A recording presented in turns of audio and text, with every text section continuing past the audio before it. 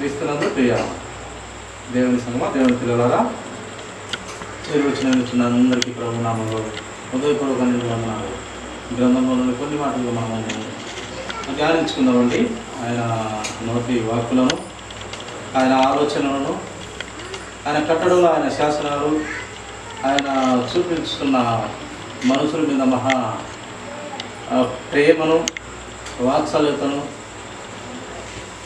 ప్రతిదినము అనుదినము నూతనంగా వాత్సల్యత కలిగినటువంటి మనుషుల మీద కలిగినటువంటి గొప్ప దేవుడు ఆ పరిశుద్ధుడు. ఆ పరిశుద్ధిని ఆలోచన, పరిశుద్ధిని మాటలు మనము ధ్యానించుకున్నామండి. కొన్ని మాటలు చదువమ్మా. కీర్తనల గ్రంథము 78వ అధ్యాయము 38వ వచనం. అయితే ఆయన వాత్సల్య సంపూర్ణుడై వారిని నశింపజేయక వారి దోషము పరిహరించువాడు, తన ఉగ్రతను ఏమాత్రమును రేపుకొనక పలుమారు కోపం అణుచుకున్నవాడంట. చూడండి, ఇశ్రాయేలీయుల ప్రజలను మోసే ద్వారా ఆ కానాను దేశానికి, ఆ యొక్క పాలు తేనెలు ప్రవహించి ఆ దేశానికి నడిపించడం కోసము ఐగుప్తుల నుండి విడిపించి ఆ యొక్క గొప్పదైన దేశానికి నడిపించుటకు ఆయన ఎంతో ఆ యొక్క మోసే గారి ద్వారా నడిపించడానికి మనసు ఉన్నటువంటి దేవుని మాటలు వినడం లేదంట ఈ యొక్క ఇశ్రాయేలీల ప్రజలు.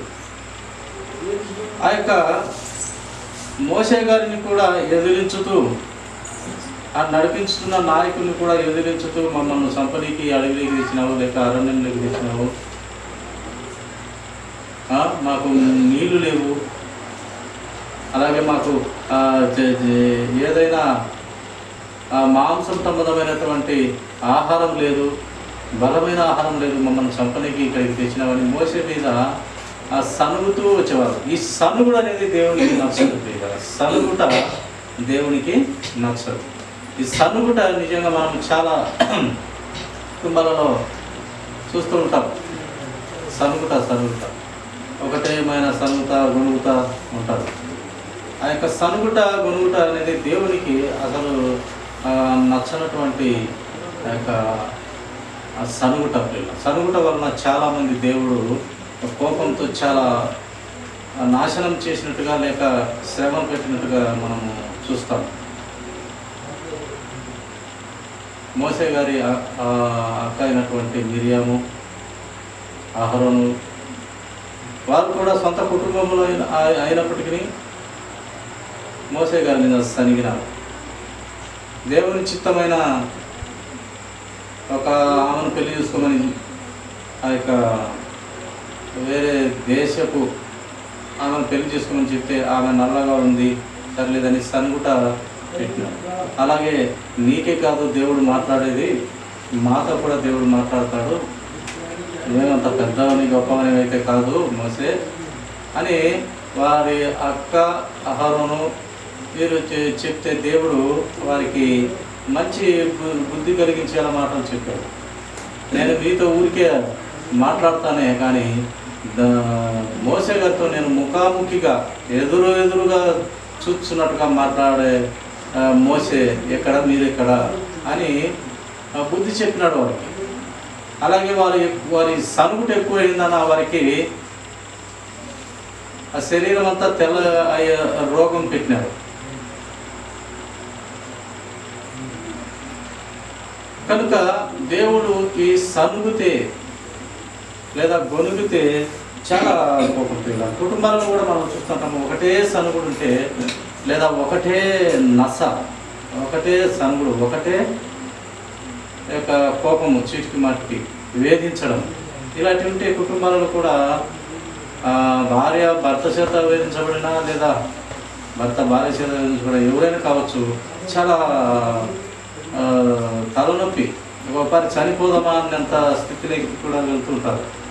అందుకే ఈ సనుగుట, ఈ గొనుగుట ఇది దేవునికి నచ్చదు. అలా ఉండకూడదనే ఇప్పుడున్న మనకు ఆడవాళ్ళ మీద ఏదన్నా ఇది చేసినా కూడా వాళ్ళకు మంచిగా ప్రభుత్వం తరపు నుంచి మంచి కేసులు వేయడానికి కూడా హింసిస్తున్నట్టు గృహహింస కింద కూడా కేసు పెట్టి దాని న్యాయం చేయడానికి గొప్ప కేసులు పెట్టేదానికి గవర్నమెంటే అధికారం ఇచ్చున్నారు ఆడవారికి ముఖ్యంగా. కనుక ఈ సనుగుట గొనుగుట హింసించుట చాలా బాధాకరం. ఎన్నో కుటుంబాలు నాశనం అయిపోతున్నారు దీంతో. అలాగే నోరు పారేసుకొని మాట్లాడుట ఇవన్నీ ఇలా చేసిన వారిని దేవుడు కూడా చాలా కఠినంగా శిక్షించినాడు. మళ్ళీ వారికి అంత శిక్ష వేసిన తర్వాత అహరోనుకు అలాగే మిరియాము వాళ్ళ అన్న మళ్ళీ అక్క వేసినప్పుడు మళ్ళీ దేవునితో మోసే గారు మాట్లాడి వారిని క్షమించు దేవుడా వారిని క్షమించాయా అని చెప్పగా మళ్ళీ దేవుడు క్షమించి కొంచెం బాధ అయితే పెట్టినాడు, కానీ మళ్ళీ క్షమించి మళ్ళీ మామూలు జీవితం ఇచ్చినట్టుగా. ఎందుకు ఇచ్చినాడంటే మళ్ళీ ఆ యొక్క మోసే మంచి మనసుతో మళ్ళీ క్షమించు యెహోవా అని ప్రార్థన చేసినాడు కనుక, మొరపెట్టినాడు కనుక మళ్ళీ వారికి క్షమింపబడినారు. మళ్ళీ వాళ్ళు ఆ యొక్క రోగం నుండి బయటపడినారు. అలాగా ఈ యొక్క అహంకారము అసూయ ఇవన్నీ కూడా దానిలోకే వస్తాయి. ఈ యొక్క సనుగుడు గునుగుడు ఈ యొక్క దీంట్లో కనుక ఇవి ఉండకూడదనే దేవుని వాక్యం మనకు తెలియపరుస్తూ ఉంది. చూడండి, అయితే ఆయన వాత్సల్య సంపూర్ణుడై వారిని ఇన్ని సనుగుట కూడా వారిని నశింపజేయక వారి దోషమంట పరిహరించుతూ సరే అని క్షమించుతూ వస్తూ ఉన్నాడు దేవుడు. ఎంతో బాధ పెడుతున్నారంట దేవుణ్ణి, అయినప్పటికీ దేవుడు సరే అని పరిహరించుతూ చేసిన తప్పును మళ్ళీ క్షమించుతూ దేవుడు వస్తున్నాడు. తన దేవుని ఉగ్రతను ఏమాత్రమును రేపుకొనలేదు ఆయన. ఎందుకంటే ఆల్రెడీ రేపుకొని చాలా రెండు మాటలుగా మనం మనుషులు అయినటువంటి వారిని ఆ కాలంలో జలప్రలయం ఒకదారిగా జలప్రలయం ద్వారా ఒకసారి అగ్ని కురిపించి ఒక పట్టణాన్ని దేవుడు నాశనం చేసినాడు. అందుకే అది గుర్తుపెట్టుకొని దేవుడు ఇంకా మళ్ళీ ఇక్కడ వ్రాయిస్తున్నటువంటి మాట, తన ఉగ్రతను ఏమాత్రము రేపుకొనక పలుమారు కోపము అణుచుకునివాడు అంటూ వ్రాయించినాడు పరిశుద్ధాత్మ దేవుడు. కోపాన్ని రేపుకొనక ఇంకా రేపుకున్న కాడికి చాలు, ఒకసారి జలప్రలయంతో చంపేశాను, ఒకసారి అగ్ని కురిపించి చంపేశాను, ఇంకా చీటికి మాటి చంపుకుంటూ పోతే ఎవడు నరుడు అనేవాడు నా ముందు నిలుస్తాడు, లేక ఎవరు ఆ యొక్క నర జీవము ఆగిపోతుంది నేను చీటికి మాటికి కోపపడితే అని దేవుని మాట ఈ గ్రంథంలో వ్రాయిస్తూ దేవుడు పరిశుద్ధాత్మ దేవుడు వ్రాయించినాడు. చీటికి మాటికి నరుల మీద నేను కోపపడితే ఇంకా నరులు అనేవారు ఆగిపోతారు, ఇంకా ఉండరు అని దేవుడు ఈ యొక్క ఆయన కోపాన్ని ఉగ్రతను చాలా మాటలు అణుచుకున్నవాడుగా, కోపమును అణుచుకున్నవాడుగా మనము గ్రంథంలోనే ఇదే మాటలో కూడా మనము ఈ యొక్క వాక్యంలో మనము చూస్తాం. ఇది మాటగా కూడా చదువుమా 39వ వచనము. కాగా వారు కేవలము శరీరులై ఉన్నారని విసరి వెళ్ళి మరలి రాని గాలి వలె ఉన్నారని ఆయన జ్ఞాపకం చేసుకున్నాడు. చూడండి, ఊరికి శరీరం మాదిరి ఉన్నారు ఈ మనుషులు. ఒకసారి గాలి విసిరి మళ్ళీ ఈ సైడ్కి వెళ్ళినటువంటి మళ్ళీ గాలి రాదు అన్నట్టుగా ఈ యొక్క మనుషులు ఉన్నారు. ఒకసారి గాలి విసురుతుంది, మళ్ళీ గాలి అదే టైంలో మళ్ళీ విసరకుండా ఉంటుంది, ఆ మాదిరిగా ఉన్నారు మనుషులు అని లేఖనం మనకు తెలియపరుస్తుంది. విసరి వెళ్ళి మరలి రాని గాలి వలె, ఒక పారి విసురుతుందట, మరల రాదంట గాలి. ఇప్పుడు ఇట్లా విసురుతుంది గాలి, అదే గాలి మళ్ళీ రిటర్న్ మళ్ళీ ఎప్పుడు విసిరినట్టుగా మనం గమనించము, అలా జరగదు కూడా. ఒక పాడి గాలి ఇట్లా విసురుతుంది, మళ్ళీ ఏమంటే అదే రిటర్న్లో మళ్ళీ విసరదు. అది ఏదో పెద్ద పెద్ద తుఫాన్లు పడినప్పుడు తిప్పించి మళ్ళీ ఇచ్చిగా పడుతుంది, కానీ మామూలు యాక్చువల్గా అయితే జరగదు. కనుక ఒక పారి విసరి వెళ్ళి మరలి రాని గాలి వలె ఈ మనుషులు ఉన్నారు, ఆయన ఉన్నారని ఆయన జ్ఞాపకం చేసుకొనెను. చదవమ్మా 40వ వచనం. అరణ్యమున వారు ఆయన మీద ఎన్నో మారులో తిరగబడినారంట. చూడండి, అరణ్యములో ఎన్నో మారులు తిరగబడినారు. ఈ దేవుని మీద తిరగబడుతూ మోషే గారి మీద తిరగబడుతూ వచ్చినారు. ఈ మోషే గారు వాళ్ళు ఎప్పుడు తిరగబడతారో, ఎప్పుడు అసహించుకుంటారో, ఎప్పుడు కొట్టనికి రాళ్ళు తీసుకుంటారు. వాళ్ళు మమ్మల్ని తెచ్చి మమ్మల్ని నాశనం చేయడానికి వచ్చినావు, నీళ్లు లేవు, సరైన ఆహారం లేదు, మాకు మాంసం లేదు అని ఎన్నో మాటలు తిరగబడితే ఈ మోషే గారు ఏం చేస్తారు? దేవునికి వాళ్ళు తిరగబడినప్పుడల్లా దేవునికి మోకాళ్ళని ప్రార్థన చేసేవారు. ఇది ప్రభువా నా పరిస్థితి అని ప్రార్థన చేసేది. దేవుడు దానికి జవాబిస్తూ వారిని చిన్నగా మొత్తానికి ఎలా కోలా వాళ్ళు చేసిన అతిక్రియలు చాలా ఎక్కువే. మొత్తానికైతే ఆ కానాను దేశంలోకి ఇంచుమించుగా వారి జనం వచ్చేసి ఇంచుమించుగా 6 లక్షల మంది జనము వెళ్ళాల్సిన ఆ యొక్క కానాను దేశానికి 2 మాత్రమే వెళ్ళగలుగుతారు. ఏది ఆ కాలంలో ఆ కాలానికి సంబంధించిన దేవుడిచ్చినటువంటి మాట, ఆ సమయంలో ఆ కాలానికి సంబంధించిన వారిలో 2 మాత్రమే, యెహోషువ, కాలేబు అని 2 మాత్రమే ఆయన బిడ్డలు ఆ యొక్క పాలు తేనెలు ప్రవహించు దేశానికి అడుగు పెడతారు. మిగిలిన వారందరూ నిజంగా అడవిలోనే చనిపోయినారు. ఆ తరం అంతా కూడా అక్కడనే చనిపోయినారు. ఆ తరంలో దేవుడు మాట ఇచ్చిన తరములో కానాను దేశం ఆ పాలు తేనెలు ప్రవహించు దేశానికి మిమ్మల్ని నడిపిస్తానిచ్చిన ఆ జనానికి 2 మాత్రమే వెళ్ళినారు. మిగతా వాళ్ళందరూ ఇంచుమించుగా అందరూ చనిపోయినారు. వారి పిల్లలు ఉంటారు చూశారు, ఆ పిల్లలు మాత్రం చేరినారంట.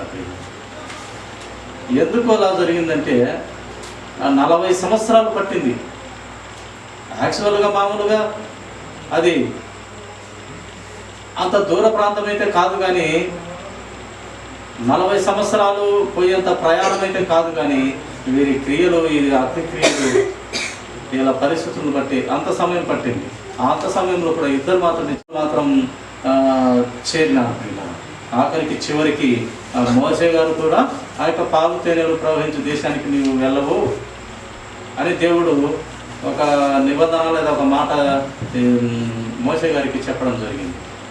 ఎందుకు ఆ యొక్క మోషే గారికి అలా చెప్పినాడంటే, దేవుడు చెప్తున్న మాటలు కొన్ని చేయక పొరపాటుగా కొన్ని కొంచెం గర్వము పడినట్టుగా మనం గ్రంథంలో చూస్తాము. మోషే గారు కూడా కొంచెం గర్వం పడినట్టుగా మనము లేఖనంలో చూస్తాము. ఏ విధంగా గర్వం పడినాడంటే, ఆయన వారు నీళ్లు దప్పితేని అని ఆ జనమంతా, ఇశ్రాయేలు జనమంతా అడిగినప్పుడు ఆయన ఏమన్నాడంటే, యెహోవా దేవుడు నీవు పోయి ఒక బండకేసి ఒక బండ దగ్గరికి పోయి కర్ర తీసుకొని మాట్లాడు, అక్కడ నీళ్లు వస్తాయని చెప్తాడు దేవుడు. చెప్పినప్పుడు మోషే గారు అంతలోపే ఈ యొక్క జనము ఆ యొక్క కానాను దేశానికి నడిపిస్తున్న ఈ జనము తొందరపడి కొంచెం ఏదో ఆ మాట ఈ మాట మాకు నీళ్లు సీట్ మాటికి అడుగుతుంటే, సనిగినట్టు అడుగుతూ ఉంటే, ఆ మూర్ఖులారా ఎంతసేపు అని మిమ్మల్ని నేను ఓర్పుతో ఉండేది, మూర్ఖులారా ఉండండి, కొంచెంసేపు ఉండండి, నీళ్లు తెప్పిస్తాను అంటాడు. కొంచెంసేపు ఉండండి మూర్ఖులారా, అంత జనాన్ని మోసే అంటాడు. కొంచెంసేపు ఉండండి మూర్ఖులారా, నీళ్లు తెప్పిస్తాను అంటాడు. దేవుడు ఏం చెప్పినాడు మోషే గారికి? నీవు ఆ బండ దగ్గరికి పోయి కర్ర పట్టుకొని మాట్లాడు, బండతో మాట్లాడు, నీళ్ళు వస్తాయని దేవుడు చెప్పాడు. కానీ ఆయన బిడ్డలను, ఎవరి బిడ్డలు? ఈ ఇశ్రాయేలు ఆ ప్రజలందరూ కూడా దేవుని పిల్లలు. వాళ్ళందరినీ నడిపించడానికే నిన్ను నాయకుడిగా పెట్టాను కానీ నిన్ను పెత్తనం చేయమని చెప్పలేదనేసి దేవుడు కొంచెం కోపగించుకొని ఆ విషయమైన కారణంగా దేవుడు కనాను దేశపు నువ్వు మాత్రం వెళ్ళలేవు అని ఒక నిబంధన, ఒక ఆర్డర్ ఇచ్చేసినాడు మోషే గారికి. నిజంగా ఆయన అయితే వెళ్ళలేకపోయినాడు, కానీ నువ్వు చూస్తావు ఆ యొక్క కానాను దేశం, ఆ యొక్క పాలు తేనెలు ప్రవహించే దేశం నువ్వు చూస్తావు, కానీ నువ్వు చేరలేవు అని ఒక నియమం ప్రకారమే దేవుడు చెప్పినట్టే అలాగే జరుగుతుంది. బండతో పోయి మాట్లాడు అని చెప్తే బండకు దగ్గర పోయి ఏం చేసినాడు ఈ యొక్క మోషే గారు? ఆ యొక్క కర్రతో ఆ బండకేసి కొట్టాడు. మాట్లాడమని చెప్తే కొట్టినాడు. అది ఒక ఇది. ప్లస్ ఆయన బిడ్డలని, ఇశ్రాయేలు జనాల్ని మూర్ఖులారా అన్నాడు. ఆ మాట మీద దేవునికి కోపం వచ్చింది. అందుకు ఆయన ఆ యొక్క కానాను దేశానికి వెళ్ళలేని ఆ యొక్క దేవుని నియమమైన మాట ప్రకారం ఆయన వెళ్ళలేని పరిస్థితులు అయినాడు. కానీ మోషే అంటే చాలా దేవునికి ఇష్టమే. కానీ ఆయన బిడ్డలను ఏడ్పించే నాయకుడని కూడా చూడకుండా ఆయన శిక్ష వేస్తాడు. ఏ యొక్క నిష్కారణం చేత ఒకరిని నిష్కారణంగా ఆడినా లేక వారి మీద సనిగిన దేవుడు ఒప్పుకోడండి. దేవుడు ఒప్పుకోడు. వారు చేసే క్రియలను బట్టి కోపం వచ్చి అన్నాడు, మూర్ఖులారా ఎంతసేపు అని మిమ్మల్ని నేను ఏగిస్తును, ఉండండి కాసేపు నీళ్లు తెప్పిస్తానన్నాడు. కానీ ఈయన తెప్పిస్తే ఆ నీళ్ళు వస్తాయా? దేవుడు కృపా మహిమ వలన ఆ బండలో నుంచి నీళ్ళు వస్తాయి. నీవు దేవుని ప్రార్థన చేసి నువ్వు ఆ బండలో నుంచి నీళ్ళు ప్రభు అంటేనే వస్తాయి. కానీ ఈయన బండలో నుంచి నీళ్లు తెప్పించగల సమర్థుడా? మోసే గారు సమర్థుడైతే కాదు, కానీ దేవుని కృపను పొందుకొని దేవుని మాట చొప్పున వస్తాయి. కానీ ఈయనైతే తెప్పిలేడు. ఆడొక్కవ దేవుని బిడ్డలను కొంచెం సనిగినట్టుగా, కొంచెం కోపపడినట్టుగా మూర్ఖులరా అన్న మాట విషయమై ఆ బండ దగ్గర కర్రతో ఆ బండను కొట్టడం విషయమై దానికి కారణంగా ఆయన ఆ యొక్క కానాను దేశానికి వెళ్ళలేని పరిస్థితిగా ఆ నిబంధనను అలానే దేవుడు చెప్పినట్టుగానే చేసినాడు. కనుక దేవునికి ఇష్టమైన పని, దేవునికి నచ్చని పని, సనగటము, అహంకారము, గర్వము, ఇవన్నీ చేస్తే దేవునికి చాలా కోపం. పిల్లలు ఆయన సేవ అయినా చెయ్యి, ఎంత ప్రార్థన పరుడుక, ఎంత సేవన చెయ్యి, లేదా ఎంత అయినా నువ్వు దేవునికి లోబడి బ్రతుకు, నిష్కారణంగా ఒకరిని దూషించిన ఇవన్నీ దేవుడు శిక్ష వేస్తాడు. లేదా ఒకరిని చంపిన, ఒకరిని నిష్కారణంగాని వారిని బాధ పెట్టిన దేవుడు ఒప్పుకోడు. అలా ఎలా తెలుస్తుందంటే మనకు ఇశ్రాయేలు ప్రజల్ని ఈ యొక్క మోసే గారు అన్న మాటను బట్టి ఆయన కానాను దేశానికి వెళ్ళలేకపోయాడు. కనుక ఈ దేవుడే ఎన్నో మార్లు వాళ్ళు చేసిన దానికి ఆయన ఎందుకు ఇలా నేను మాటికి చంపడము, మాటికి వీళ్ళ మీద కోపము రేపుకొనడం అని ఆయనే సృష్టికర్త అయిన దేవుడే అరుచుకుంటుంటే నరులమైన మనము ఎగిరెగిరి పడితే దేవుడు ఒప్పుకోడు. ప్రియుల అందుకే ఎన్నో మార్లు తిరగబడినారు. ఎడారి యందు ఆయనను ఎన్నో మార్లు దుఃఖ పెట్టినారంట. దేవుని దుఃఖ పెట్టినారు, ప్లస్ మోసే గారిని దుఃఖ పెట్టినారు. ఎన్నమాలు రాళ్ళతో కూడా ఒక పారి కొట్టనికి మొదలుపెట్టి దేవునికి ప్రార్థించేవాడు మోసే గారు. 41వ వచనము, మాటికి వారు దేవుని శోధించి, చూడండి, మాటికి దేవుణ్ణి శోధిస్తూ వచ్చినారంట ఈ యొక్క ఇశ్రాయేలు ప్రజలు. మాటికి ఇశ్రాయేలు పరిశుద్ధ దేవునికి సంతాపం కలిగించి బాధపడేలా చేసినారు.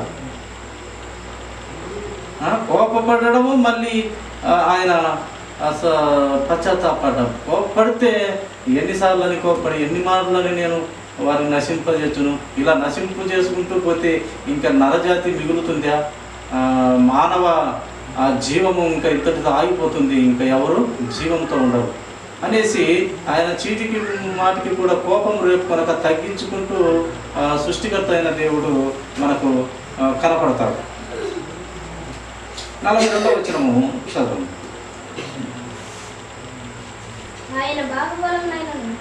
ఆయన బాహుబలమునైనను విరోధుల చేతిలో నుండి ఆయన తమ్మును విమోచించిన దినమునైనను వారు స్మరణకు తెచ్చుకొనలేదు. ఈ యొక్క ఐగుప్తీయుల దేశంలో నుండి ఆ ఐగుప్తీయుల చేతిలో వారు బానిసలుగా ఉన్నారు. మనము ఒకనొక సమయం మనం కూడా తెల్లవాళ్ళ చేతిలో బానిసలమై ఉంటుంది. మళ్ళీ మనకు ఆ యొక్క వారే మళ్ళీ మనకు ఆ యొక్క బానిసత్వం నుండి స్వాతంత్రం ఇచ్చినారు మనకు. లేకుంటే మన బ్రతుకులు కూడా వాళ్ళు చెప్పినట్టు చేస్తేనే, ఆ పని చేస్తేనే అన్నం పెడతారు, లేకుంటే లేదు. అలా చాలా కఠినంగా ఉండేది ఒకప్పటి పరిస్థితి. మనం కూడా బ్రిటిష్ వారు అలాగా పరిపాలించి చివరికేమో మనకు స్వాతంత్రం ఇచ్చి, అవును మీరు ఎలాగ బ్రతకగలరయ్యా, ఎలాగ రాజ్యాంగాన్ని మీరు మిమ్మల్ని మీరు ఎలా బ్రతకగలరు, ఎలా మిమ్మల్ని మీరు రక్షించుకోగలరు అని చెప్పి ఆ యొక్క బ్రిటిష్ దొరలు లేక తెల్లవారు చెప్పగా, ఆ సమయంలో అంబేద్కర్ గారు చాలా చక్కని రాజ్యాంగం రాసి వారికి ఇది పరిస్థితి, ఈ విధంగా మా రాజ్యాన్ని మేము కాపాడగలగలము, ఈ యొక్క ప్రణాళికలో ఈ యొక్క పద్ధతిలో మమ్మల్ని మేము రక్షించుకోగలము, మేము బ్రతకగలమని వారికి ఒక స్టేట్మెంట్ ఇచ్చినాడు. దేవుని అందరి భయభక్తులు కలిగి లోబడే తత్వం మనము కలిగి ఉండాలి. ఆయన ఎంతో ప్రేమించే దేవుడు మనము బాగుండాలని 450 సంవత్సరాలు ఇంచుమించుగా ఆయన ఆ యొక్క ఐగుప్తీయుల చేతిలో నలిగిపోతున్నా, ఆ యొక్క బాధపడుతున్నా, అది హింసించబడుతున్నా దాని నుండి మనం తప్పించి బయటేసినాడు. అయినప్పటికీ వీరు ఆ చీటికి మట్టి దేవుణ్ణి, ఆయన బాహుబలాన్ని స్మరణకు తెచ్చుకున్నవారు కాదు.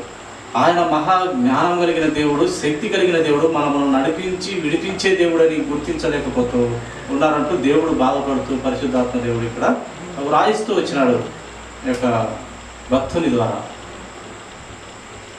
కనుక ఆయన ఎన్నో విధాలుగా ఆయన మనము బాగుండాలి, యథార్థంగా ఉండాలి, పరిశుద్ధంగా ఉండాలి, నీతిగా ఉండాలి, మంచి క్రియలతో బ్రతకాలని దేవుని మహా గొప్ప ప్రణాళికలో మనమున్నాము. కానీ మనము ఆ ప్రణాళికను అర్థం చేసుకోలేక మన ఈ భూలోకంలో మనము బ్రతుకుతున్నాం. దేవునికి భయపడుట, లోబడుట, తగ్గించబడుట నేర్చుకొని బ్రతకాలి అని దైవ గ్రంథము బైబిల్ మనకు ప్రతి విషయంలో మనకు జ్ఞానము, బుద్ధి నేర్పుతూ వస్తుంది కదా. కాబట్టి మనము అటుదే జ్ఞానాన్ని, దేవుని ఆలోచనలు మనము తెలుసుకొని ఆయనకు లోబడి బ్రతుకుదామండి. దేవుడి కొద్ది మాటలు దీవించడం.